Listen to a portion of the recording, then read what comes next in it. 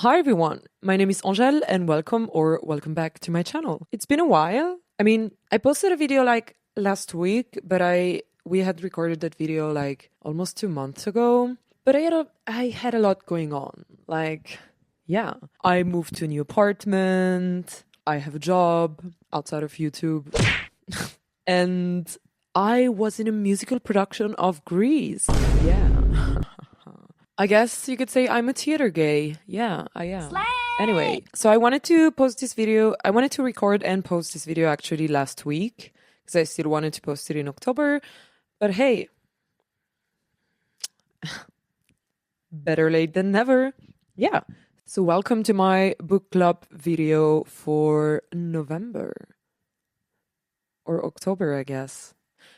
Well, welcome to my book club video for October, because I'm going to be reviewing the books that I read in October. So yeah. So basically what I'm doing is once a month, I want to post a video where I focus on books, where I talk about the books that I've read in the past month, and I talk about my TBR for the next month, and also I give some book recommendations for the month that's coming. Usually books that I have not talked about in the video, but I think kind of fit the mood of the month.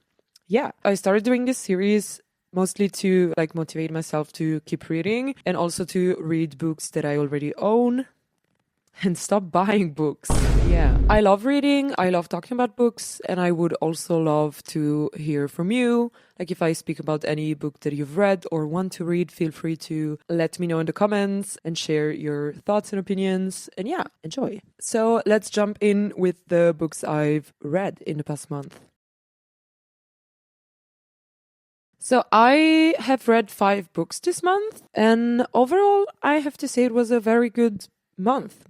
I've read some very good books. Yeah. So the first book is Notes on an Execution by Dania Kukavka, and I gave this book 4 stars. So this book was very good, and in this book we learned the story of a serial killer called Ansel on death row, and this book is mainly told through the eyes of the women in his life. Yeah. So this book starts in the present with Ansel in prison, and he's scheduled to die in 12 hours, and like he knows what he did, but also he doesn't want to die, and he kind of wants to be understood, and he hopes it wouldn't end like this. And then the book goes back to several flashbacks of Ansel's life, but also mainly of the women in his life. And then we always have like small parts back in the present. At first, I did not know if I would like this book, but then I ended up really enjoying it and really enjoying the way it's written. I think it's very moving, and also it doesn't try to make us feel sad for him, and it doesn't try to give an excuse like for what he did, but instead we really get to know the women that he has impacted or the women that he has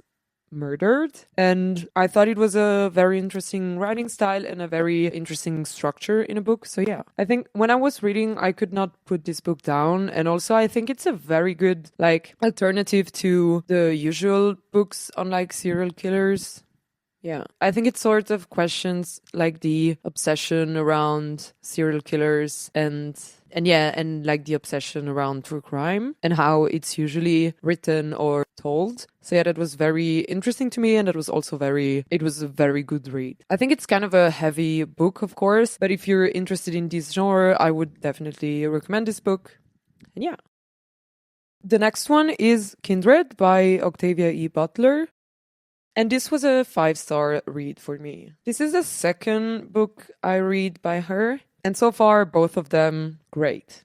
Perfect. So this book is about Dana, a young black woman living in the 80s in the US, in California, I'm pretty sure. And Dana lives with her husband, who is a white man, which is very important to the story. And suddenly, like one day, she's suddenly transported to somewhere else, and she has to save a random child from drowning. I'm so bad at giving summaries from books, because the thing is, I don't like reading summaries before reading a book, because I always feel like some of them really summarize like 70% of the plot, and it kind of annoys me.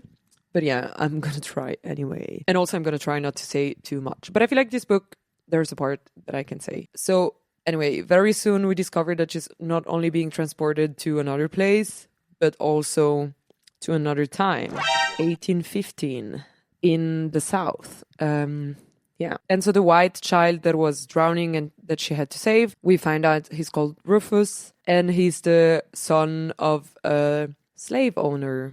And throughout the book, Rufus will summon Dana every time his life is in danger. And so, well, first of all, for her, it's like time doesn't really go by in her life in the 80s. But when she goes back, I don't know, maybe one day went by and then she's summoned back, and there it's been like 3 years. Don't know if that makes sense, but yeah. Also, as a black woman, every time she's summoned back, she is assumed a slave, and so her life is in great danger. And yeah, and every time she is transported back, she stays for a bit longer, and sometimes she's there like for several months. And yeah, I don't want to say too much about the plot. It's a fantastic book. It's great. It's crazy. It's great. I don't know if like the genre is sci-fi or historical fiction. I'm gonna guess sci-fi, but maybe I'm wrong. But anyway, what I wanted to say is that this is the type of sci-fi that I love. It would be so funny if it's not sci-fi and I'm like, this is a type of sci-fi that I love, when it's not sci-fi. But yeah, no, anyway, because it has this surreal element of time traveling, which does not exist currently. So that's why I'm assuming it's sci-fi, I guess. But anyway, yeah. Oh, because there is this context, but also it's very much about real topics and important topics. And it's about like the human condition, relationships between people. And by relationships, I mean all type of relationships. And yeah. Also, as I said, this is my second book from this author, and I love her writing style. I think whenever I'm reading her books, I'm just captivated and I cannot stop reading. And it kind of has the power to just keep you reading, and it doesn't feel like reading. Like sometimes when I read, some books are like, I don't know, I feel like I'm reading and I'm very aware of the fact that I'm reading. And here it's like, I don't know.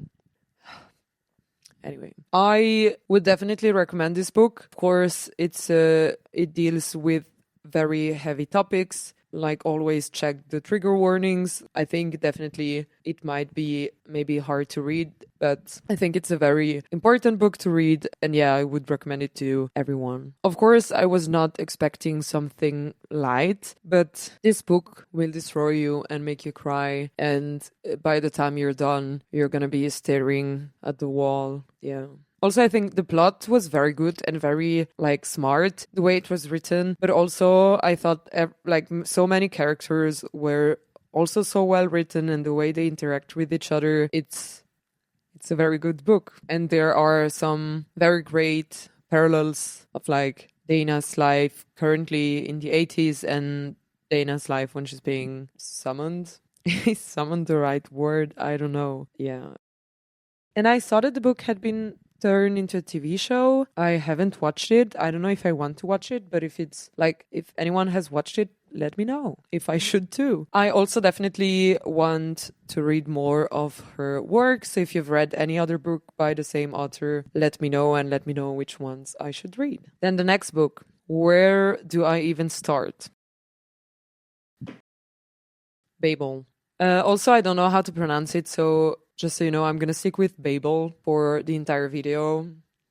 So yeah, Babel by R.F. Kuang. 5 stars. I would give more if I could. This is definitely going to be probably my favorite book of the year. I sometimes like underline some sentences that I enjoy, or sometimes I make some small annotations, but usually I don't really annotate books. And well, can you see this?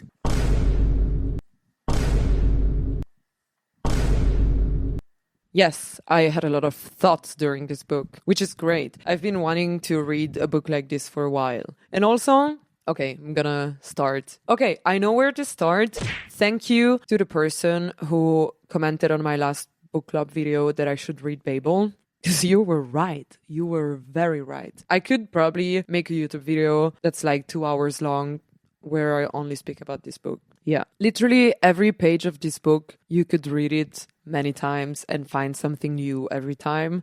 And I have to say, like, I was a bit scared to start it because because it has many pages, and I usually have like commitment issues when a book is longer than 400 pages. So there's that. And also I feel like some people were talking about this book and saying like that it's very hard to understand and the language is very complex. And I have to say, like, of course, it's not the easiest book I've ever read, but I mean, English is not my mother tongue, and I still found it like relatively easy to read. I think, of course, some things are kind of complex, but I feel like it's exactly what I needed. I wanted a book that I could spend hours reading and also looking up stuff. I have to say, I don't know if you have to do that, you know. Of course, if you want like a very like fun rom-com, I would not recommend this book. But otherwise, read it. This book started in 1828, and there's this young boy whose family died of the plague in Canton, and there's like this strange English professor that comes to save him and brings him back to England. This mysterious professor offers him food, education, everything, but in exchange, this boy has to like study very hard, especially like languages like Latin and ancient Greek and English and Chinese. And that's in order for him to enroll him at Oxford in the Institute of Translation, which is where this professor is already working at. And this Institute of Translation is called Babel. It's kind of in a tower at Oxford. And yeah, listen, this is a thing that I struggle with fantasy, especially. I mean, I loved it, but I have to say, when there's like fantasy element in a world that's otherwise like ours, I mean, I of course know that it's not real, but it also confuses me. So in this version of the UK in the 1800s, the translators, like the Institute of Translation is basically like very important because the translators are expert in silver working, which is basically the art of manifesting the lost meaning of words, like the meaning that got lost in translation between two languages. And so basically you have these silver bars where there's a word in a different language on each side, and you kind of manifests, I guess, this meaning that got lost between the two languages. And the British Empire, basically, its whole power revolves around these silver bars because they're used in transportation, in war, in the army, and literally in everything, like in architecture and so on. And yeah, and also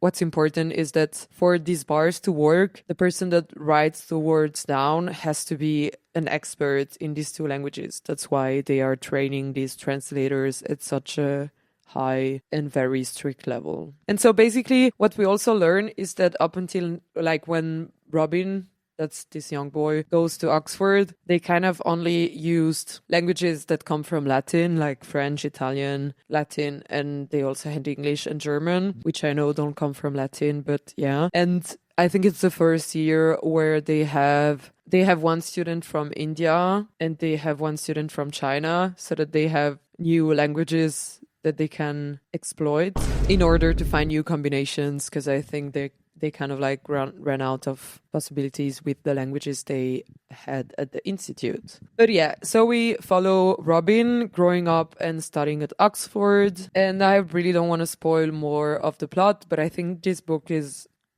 fantastic. This book is awesome. This book is wow.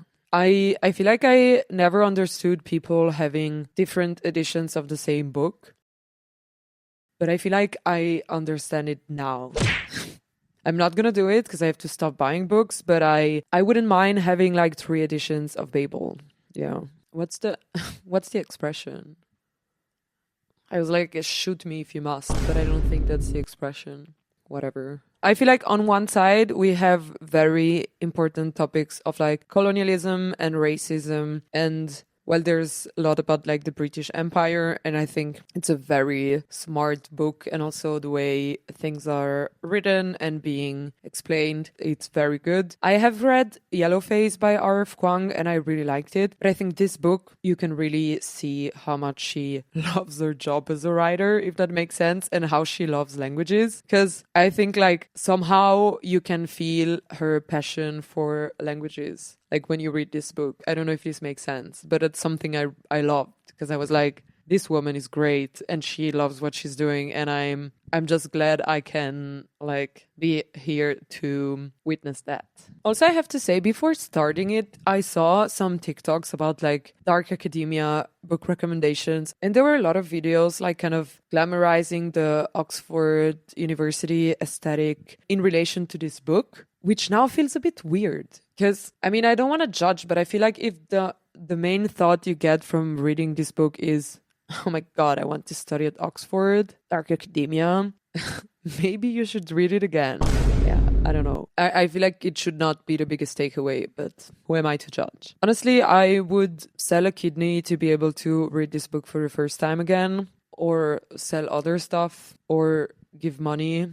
I don't know where I'm going with this, but yeah, I would love to be able to read it again. But also, it's definitely a book that I'm going to read again sometime in the future, because I feel like when you know what's going to happen, then maybe you get more details that you didn't get the first time, which is always fun. I think this book is amazing. I think if you want to read something that you can be like fully immersed in, like I read this book over a week, so it's not like I was reading the whole time, but I think it's great. Like I always had like time for myself when I was reading it. I tried to read it like when I was on the train, but I just felt like I needed to be in my bubble to read it, and I loved it. And yeah, and I feel like I've been very annoying about this book to my friends. I've been like, read this. Have you ever heard of this book?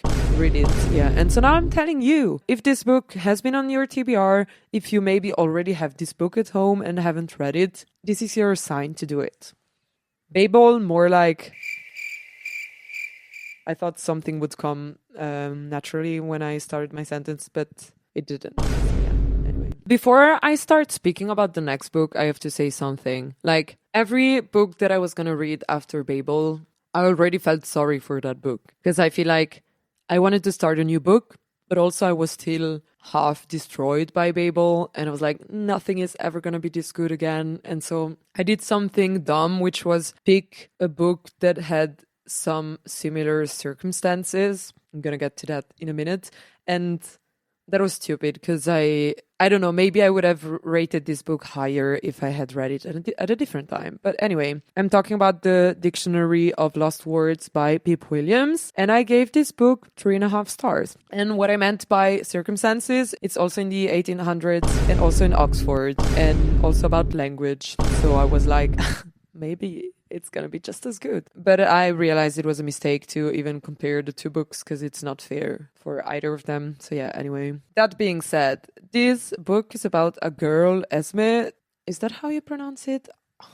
I'm gonna say Esme, maybe it's something else. Anyway, sorry if that's not how you pronounce it, I guess. But yeah, we follow this girl and then women like throughout her childhood up until like she's an adult. So the story starts in the late 1800s, and she lives with her dad, who is currently working, like he's currently collecting words and working on the first ever Oxford English dictionary. And over time, Esme starts like her own collection of words that, like first she starts collecting words that got discarded or that got lost, and she kind of has like the Dictionary of Lost Words, as the title says. And then when she gets older, she also starts to collect words that often get lost because they are especially being used by women or by like the working class, and she's collecting these words that are not going to be put in the dictionary but that are equally important because they're being used. Which is more than some words in the dictionary are. And so we see her life throughout the years. And I mean, it's a very well-written book and it's a nice story. But I think I just also struggle to connect with the characters and to really like get into the book. I still wanted to finish it, but I don't know if you know the feeling when you're reading a book and you're kind of looking forward to the book being over so that you can start another book. Yeah, I'm sorry, but that's how I felt. But that's just my opinion. It's a very good book and it just didn't work for me. But yeah, it's such a good premise and it's such a unique book. And sometimes it just felt a bit rushed or flat. But yeah, that's just my opinion. Anyway. So the last book I've read this month, it's a book that I had started 1 year ago. It's a nonfiction book and I finished it this month. and it's The Body Keeps the Score, and I have to take my computer for this. So I had kind of mixed feelings about this book because, I mean, as someone who could relate to the topic, and also I really just generally enjoy reading nonfiction books, especially about like people and psychology, but also some parts of the book kind of gave me the ick and just didn't sit right with me. And then yesterday I randomly saw an article on Substack by Diana Fox Tilson called "Your Body is Not Keeping the Score," and let me tell you, I am speechless. I still want to mention that I've read this book, but also I've removed any rating, and I just want to address some of the topics discussed in this article. I'm just going to read some things from the article. If you're interested in it, I'm going to link it in the description. But yeah, starting very strong, we have Van der Kolk has been criticized for falsifying information from studies he cites and for promoting neuroscientific theories that were debunked decades ago. He was fired from his job for creating a toxic work environment and was banned from speaking at the Omega Institute for making anti-Semitic remarks. I would really recommend this article, especially if you've read the book or if you wanted to read it, because it's wild. And also it goes on into details about controversy over the author as a person and also debunks his scientific claims. And for me, it was also great because it gave me an explanation on why some of his statements did not sit right with me. Yeah. One example also mentioned in the article is that the author keeps stating the pain or physical symptoms experienced by people with trauma histories are purely somatic, and that trauma patients would have fewer health problems and experience less pain if they face their trauma, which is very dangerous as doctors dismissing in particular women's pain as somatic can lead to misdiagnosis, which can prove fatal. I was gonna speak about this book just from what I thought of reading, but then I am very glad that I saw this article yesterday, and I think it was something that I felt like sharing. Anyway, that was it for the books I've read last month, and now I'm gonna talk about my TBR for November. Just like last month, I'm going to show a lot of books, and I don't expect to read even the half of it. I just want to have a selection because I don't like to pick exactly the books I'm going to read and then read them. I don't work like that. Yeah, no. Okay. So first of all, I have some books that I have already started and that I kind of want to finish. And the first one, I don't have it on me here, but it's called It Came from the Closet. And I've read like half of it and I've been really, really enjoying it so far. It's a very interesting read and sometimes fun, sometimes sad, but it's just like very unique. Yeah, it's very fun. I'm gonna speak about it in the next video. Then, same as last month, I'm still currently reading Right-Wing Women, and I would like to keep reading that and maybe even finish it. Yeah, I've been also enjoying it so far. Makes me very mad, which is great. I love reading nonfiction and being mad, not at the author, but at the world.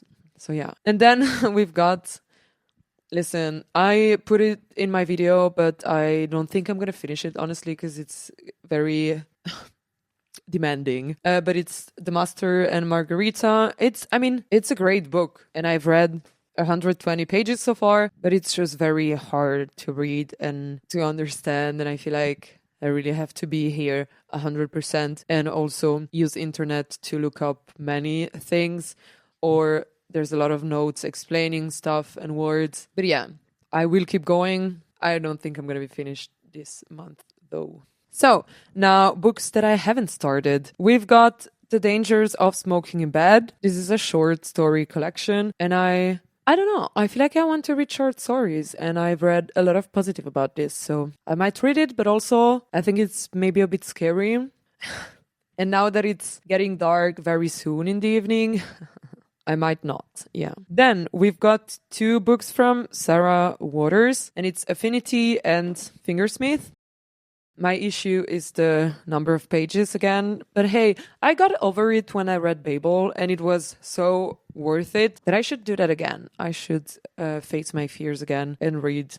I mean, one is shorter. Maybe I'll read this one. But I have read Tipping the Velvet, and I really enjoyed it. I think my issue is with the font they printed the book in. It's a very specific issue, and like, I'm sorry, I know it's not related to how good the book is, but I just really don't like the font. I mean, I don't know if you can see it, But I just don't enjoy this font. So yeah, but I need to get over it. So then we've got a book that I have to be honest. At the beginning of October, I was in London for 4 days for a solo trip. And the thing is, books in Switzerland are kind of expensive. And by expensive, I mean like the price in Switzerland is twice the price that you would get in the UK. And also there are a lot of like queer bookstores in London. So I allowed myself to buy some books. Yeah.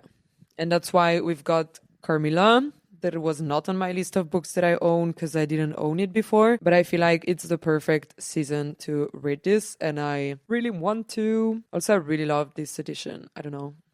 Then we've got a book that I already had. It's The Bluest Eye. I have read another Toni Morrison book and I really loved it. And so I'm looking forward to read this one. Then we've got by Julia Armfield, Private Rights. I've read Our Wives Under the Sea recently, and I had mixed feelings when I was like done with it, but I loved it, and so I want to read from her again. Also, is it about lesbians again? I don't know. I hope so. It would be okay if it's not. Yeah. Then we've got Natural Beauty. I also bought this one in London. Really interested in reading this book because it sounds weird, but in a great way. Yeah. Then once again, Beautyland. I wanted to read it last month. I still want to read it. So here it is again. And then we've got The Remains of the Day. This is a book that I've had for a very long time. And I really want to read it. I don't know why I haven't. So maybe that's the month where I read it. Yeah. And I think that's it for my TBR. Please, please, please, if you've read any of these books and recommend one, let me know. Or even if you haven't, but I don't know, your friend really liked one of these books, tell me in the comments and I will read it. Honestly, I said that in the last video. I will each month read one book that someone forced me to read. And I mean, not force me because I'm telling you, you should pick a book for me. So that's not forcing. But yeah, I'm telling you, if you write in a comment, read that book. If you're the only person that that wrote a comment, I'm going to read it. Yeah. And if there's more than one, I might try to read all of them, but otherwise I will just pick one and then you have to try again next month. That's how it works. But yeah, generally, tell me what you are going to read next month, I guess. Yeah, that sounded weird. Weird, yeah. Okay, on to the next topic. Now, for the moment you've all been waiting for, my book recommendations for November. Well, first of all, I feel like I'm sorry, but I have to start by recommending Babel again. It just really fits the season. So this is my first recommendation. But now I have two recommendations for November that are not Babel. So the first one, it's kind of like two different like November vibes. One is more like spooky season, even though Halloween is over, I don't care. It's more like gothic spooky season. And then the other one is kind of like fall but horny. Yeah. Anyway, the first one is We Have Always Lived in the Castle by Shirley Jackson. And this is obviously the horny one. No, I'm joking. This is the spooky one, I guess. I loved it. If you want to read a classic, if you want to read something that's, I mean, it's very short, but it's also very entertaining and it's a great book. It's just a great book. I read it last year and I loved it. And I really want to read, that could have been on my TBR, The Haunting of Hill House, also by her. Anyway, I'm going to read from the back so that you can have a short summary of a book that's already short, so maybe I should not read it.